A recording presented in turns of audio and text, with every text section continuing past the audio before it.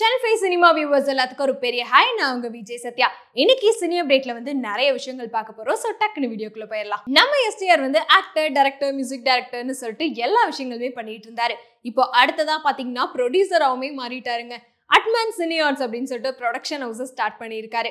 அது மட்டும் இல்லாம இந்த ப்ரொடக்ஷன் ஹவுஸ்ல வந்து ஃபர்ஸ்ட் என்ன படத்தை ப்ரொடியூஸ் பண்ணுவார் அப்படின்னு சொல்லிட்டு எல்லாருமே வந்து வெயிட் பண்ணிட்டு இருந்தோம். ஸோ ஆனா அவரோட 50வது படத்தையே வந்து அவர் ப்ரொடியூஸ் பண்ண போறாரு.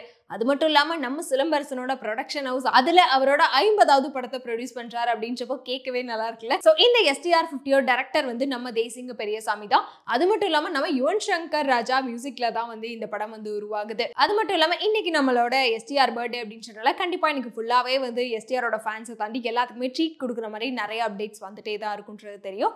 அதுல இது ஒரு பெஸ்டான ஒரு ட்ரீட் அப்படின்னு கூட சொல்லலாம். அது மட்டும் இல்லாம இந்த எஸ்டிஆர் 50 படம் வந்து என்ன மாதிரி படமா இருக்க போகுது அப்படின்றதெல்லாம் வெயிட் பண்ணி பார்க்கலாம். இன்னைக்கு நம்ம தலைமை எஸ்டிஆரோட பர்த்டேங்க. அது மட்டும் இல்லாம இந்த ஒரு நல்ல நாள்ல வந்து நம்ம நயன்தாரா ஒரு அப்டேட் கொடுக்கறதா சொல்லியிருக்காங்க. ஸோ ஏன்பா ரெண்டு பேர்த்தையும் கனெக்ட் பண்றீங்க அப்படின்னு தானே கேட்குறீங்க. ஏன்னா மோஸ்ட்லி வந்து இன்னைக்கு அவரோட பர்த்டே இன்னைக்கு நயன்தாரா ஒரு அப்டேட் கொடுக்க போறதா சொன்னோன்னே வந்து சோஷியல் மீடியா ஃபுல்லாவே வந்து மீம் ட்ரோல் அப்படின்னு சொல்லிட்டு எப்பவும் போல வந்து செம்ம ட்ரெண்டிங்ல போயிட்டு இருக்கு. அது மட்டும் இல்லாம இப்போ நம்ம வந்து அப்டேட் பத்தி பேசிடலாம். ஸோ நயன்தாரா வந்து ரீசெண்டா நிறைய படங்கள் நடிச்சிட்டு இருக்காங்க. அதுல இப்போ வந்து சசிகாந்தோட டைரக்ஷன்ல டெஸ்ட் அப்படின்னு சொல்லி ஒரு படம் வந்து நடிக்கிறாங்களாம். இந்த படத்துல வந்து மாதவன், சித்தார்த், மீரா ஜாஸ்மின் அப்படின்னு சொல்லி நிறைய பேர் நடிச்சிருக்காங்க. சோ இவங்களோட காம்போல பாக்குறப்ப படம் வந்து ஏதோ வேற லெவல் படமா தான் இருக்கும் போல அப்படின்ற மாதிரி தான் இருக்கு. பிகாஸ் காம்போவே கேட்கறதுக்கு வந்து நல்லா இருக்குல்ல, மாதவன், சித்தார்த், மீரா ஜாஸ்மின், நயன்தாரா அப்படின்னு சொல்லிட்டு. ஆனா இந்த படம் வந்து தியேட்டர்ல ரிலீஸ் ஆகாதான், அதுக்கு பதிலா ஓடிடியில் தான் ரிலீஸ் பண்ண போறதாவுமே சொல்லியிருக்காங்க. இந்த நிலையில நம்ம நயன்தாரா வந்து அவங்களோட இன்ஸ்டா பேஜ்ல வந்து February 3 வந்து ஒரு அப்டேட் கொடுக்க போறதா சொல்லியிருக்காங்க.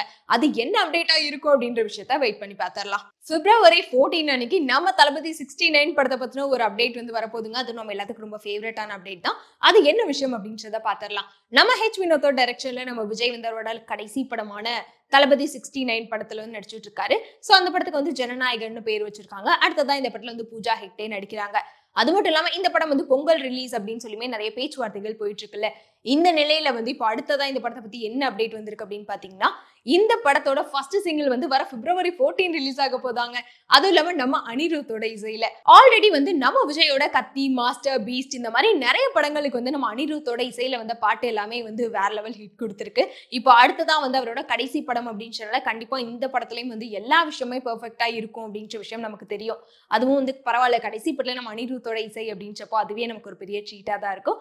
சோ இந்த ஃபர்ஸ்ட் சிங்கிள் எப்படி இருக்க போகுது அப்படின்றத பாக்குறதுக்காக நான் ரொம்ப ஆர்வமா வெயிட் பண்ணிட்டு இருக்கேன். அதே மாதிரி இந்த ஃபர்ஸ்ட் சிங்கிளுக்காக யாரெல்லாம் வெயிட் பண்ணிட்டு இருக்கீங்களோ கமெண்ட்ல சொல்லிருங்க. நம்ம எல்லாருமே வந்து ரொம்ப ஆர்வமா வெயிட் பண்ணிட்டு இருக்க ஒரு டேட் அப்படின்னு பாத்தீங்கன்னா February 6. ஏன்னா அன்னைக்கு தான் வந்து நம்ம அஜித்தோட விடாமுயற்சி படம் வந்து ரிலீஸ் ஆகுது.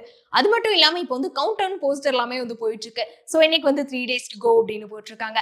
அது மட்டும் இல்லாம இந்த நேரத்துல வந்து இந்த விடாமுயற்சி படத்துக்கு வந்து ரொம்ப வருஷமாவே வந்து ஒரு ஹைப் இருந்துட்டே தான் இருக்கு. எப்பப்பா ரிலீஸ் ஆகும் அப்படின்னு சொல்லிட்டு. இப்ப வர ரீசெண்டா அஜித் வந்து ஒரு ட்ரெண்ட் செட்டராகவே மாறிட்டாரு. ஏன்னா அவரை பத்தி நிறைய நியூஸ் வந்துட்டு இருக்குல்ல. அதனாலே வந்து அதுவே வந்து விடாமுயற்சிக்கு வந்து ஒரு பெரிய ப்ரமோஷன் அப்படின்னு கூட சொல்லலாம்.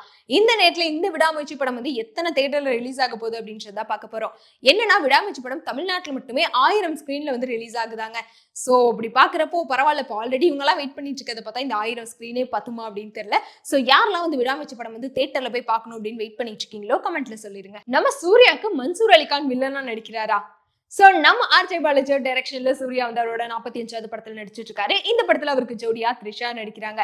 அது மட்டும் இல்லாம நட்டி நட்ராஜ் அப்படின்னு சொல்லிட்டு நிறைய ஹீரோஸ்மே வந்து இந்த படத்துல நடிச்சிட்டு இருக்காங்களாம். இதை தாண்டி இன்னொரு விஷயம் என்னன்னு கேட்டீங்கன்னா, இந்த படத்துல வந்து மன்சூர் அலிகான் வில்லன் கேரக்டர் பண்றாராங்க. பட் மெயின் வில்லன் கேரக்டர் பண்றாரா என்னன்ற விஷயத்தை பத்தின இன்னும் அப்டேட் வரல. ஆனாலுமே வந்து மன்சூர் அலிகான லியோ படத்துல வந்து ஒரு கொஞ்ச நேரம் பார்த்திருப்போம். இப்போ ஃபுல் மூவி பார்க்க போறோம் அப்படின்றப்போ வந்து அதுவே இவங்க ரெண்டு பேரோட காம்போ ஸ்கிரீன்ல எப்படி இருக்க போகுது அப்படின்றதெல்லாம் தெரியல. வெயிட் பண்ணி பார்த்தரலாம். சாய் அபியங்கர் அப்படின்னு சொன்ன எல்லாத்துக்குமே தெரிஞ்சிருக்கும். கட்சி சேர அப்படின்ற ஒரு பாட்டு மூலமா தான் வந்து அறிமுகமானாரு. அதுக்கப்புறம் பாத்தீங்கன்னா அந்த சாங் வந்து இப்போ வரைக்குமே எல்லாத்து தலைக்குள்ளயுமே ஓடிட்டு இருக்க ஒரு ட்ரெண்டிங் சாங் அப்படின்னு சொல்லலாம். அடுத்ததா பாத்தீங்கன்னா வந்து ஆசை கூட அப்படின்னு சொல்லிட்டு அடுத்த ஒரு ஆல்பம் ரிலீஸ் பண்ணாரு. அந்த ஆல்பம் சாங்குமே பாத்தீங்கன்னா வந்து இப்போ வரைக்கும் ட்ரெண்டிங்ல தான் இருந்துட்டு இருக்கு.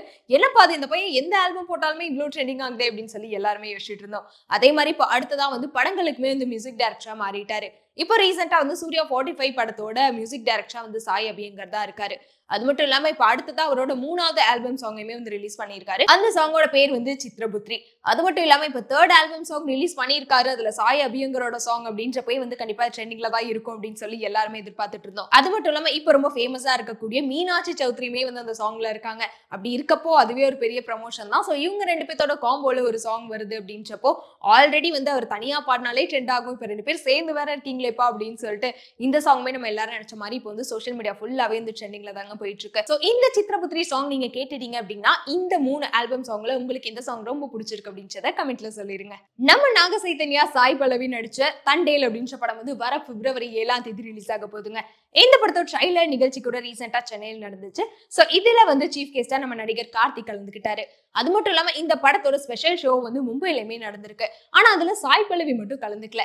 சோ இத பத்தி வந்து அந்த படத்தோட டைரக்டர் சந்து மொண்டேட்டி வந்து என்ன சொல்லியிருக்காரு அப்படின்னா, சாய் பல்லவிக்கு வந்து ரொம்பவே அதிகமா ஃபீவர் இருந்துச்சு. பட் அதையுமே அவங்க கண்டுக்காம நிறைய நிகழ்ச்சிகள்ல வந்து கலந்துக்கிட்டு இருந்தாங்க.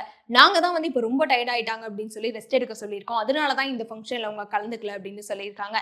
சோ இத பாக்குறப்போ என்னப்பா சொல்றீங்க, இப்பதான் ராஷ்மிகாக்கு வந்து கால்ல பிராக்சர் ஆகி அவங்களுமே வந்து அவங்களோட சாவா அப்படின்ற படத்தோட ப்ரமோஷன்ல வந்து கலந்துக்கிட்டாங்க. இப்ப பாத்தீங்கன்னா அடுத்ததா சாய் பல்லவி வந்து இவ்வளவு ஃபீவர் இருக்கும்போ அவங்களுமே வந்து இந்த மாதிரி நிகழ்ச்சிகள்ல கலந்துக்கிறாங்களே அப்படின்னு சொல்லிட்டு நிறைய பேர் வந்து நெட்டிசன்கள் எல்லாருமே வந்து பேசிட்டு இருக்காங்க. அது மட்டும் இல்லாம சில பேர் வந்து சாய் பல்லவிக்கு உடம்பு சரியில்லையா என்ன ஆச்சு அப்படின்னு சொல்லிட்டு நெட்டிசன்கள் எல்லாருமே வந்து நம்ம சாய் பல்லவிக்காகவுமே வந்து ஃபீல் பண்ணிட்டு இருக்காங்க. இதை பத்தி நீங்க என்ன நினைக்கிறீங்க அப்படின்றத கமெண்ட்ல சொல்லிருங்க.